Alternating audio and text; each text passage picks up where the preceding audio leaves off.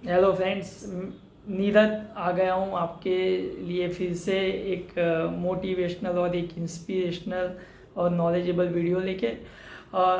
Friends, मेरा प्रयास यही रहता है कि एक नॉलेजेबल वीडियो विथ इंस्पिरेशन को मैं मिक्स करके आपके सामने रखूँ।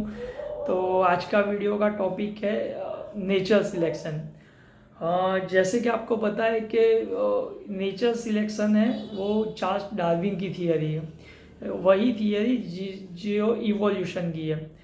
चार्ल्स डार्विन वो बहुत महान साइंटिस्ट थे। उन्होंने ये थियरी दी थी कि नेचर जिंदा रखने के लिए आपका सिलेक्शन करना है, और वो जो नेचर के सिलेक्शन में पास होते हैं वही अपने जीन्स आगे बढ़ा सकते हैं। स्पेशली आज का वीडियो मैं बहुत ही अजीब व गरीब एग्जांपल्स के साथ देना चाहूँगा जो आप में से कईयों को पता नहीं होगा।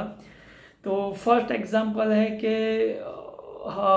जो भी एलिफेंट है अफ्रीका में पाए जाते हैं, उनके जो टीथ होते थे, टूथ होते थे, वो बहुत ही महंगे थे और उसकी बहुत ही चोरी बढ़ गई थी, और इसके लिए उन हाथियों का शिकार किया जाता था।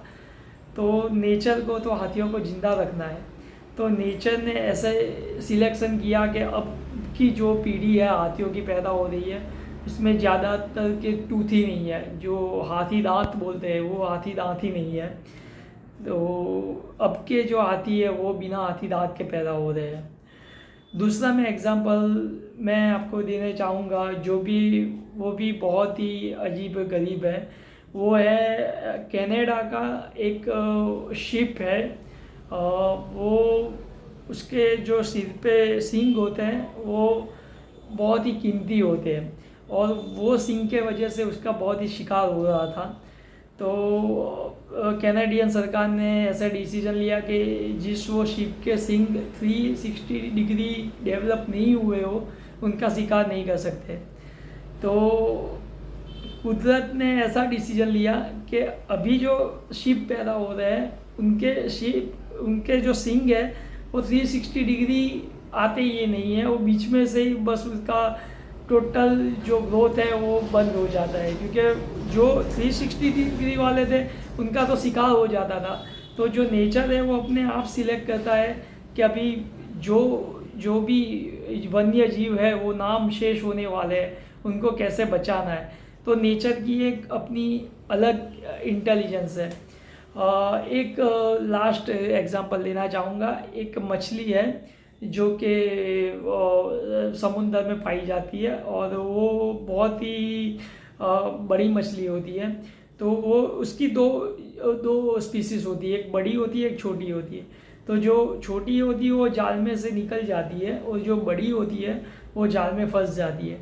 तो कुछ सालों के बाद नेचर ने ऐसा डिसाइड किया कि जो वो छोटी मछली है होती है वो कुछ ही महीनों या के बाद वो अपना जो विकास है वो एकदम स्थगित कर देती है, और वो ज़्यादा ग्रो ही नहीं होती, और इसके वजह से वो ज़िंदा रहती है, क्योंकि वो अगर बड़ी होगी तो जाल में भी फंस जाएगी। तो anyways the point is that कि जो नेचर है वो इंसानों से भी कहीं इंटेलिजेंट है। हम इंसान कितनी भी ग्लोबल वार्मिंग कर दे, कितना भी हम लोग शिकार कर ले और कुछ भी नुकसान कर ले, लेकिन नेचर है उसको पता है कि कैसे स्पीसीज़ को आगे बढ़ाना है, और वही है natural selection and survival of the fittest. तो हमको भी ये बात ऐसे ही लागू पड़ती है कि जब भी हमको कुछ भी लाइफ में आगे बढ़ना होता है तो हमको भी एटमॉस्फियर के जैसे एडजस्ट होना पड़ता है, एक्सेप्ट करना पड़ता है। हम जो एक्सेप्ट नहीं करेंगे तो हमारा भी नाश निश्चित है। तो हमको भी जो एटमॉस्फियर है, नेचर है, उसको हिसाब से एक्सेप्ट करके अगर हम आगे बढ़ेंगे तो ही हमारा ग्रोथ हो पाएगा, क्योंकि वो नेचर डिसाइड कर रहा है, वो हम नहीं डिसाइड कर रहे हैं। जैसे ही परिवर्तन हो रहा है वो नेचर कर रहा है, तो नेचर के हिसाब से हमको भी परिवर्तन करना पड़ेगा। So let's begin with the positivity. Thank you.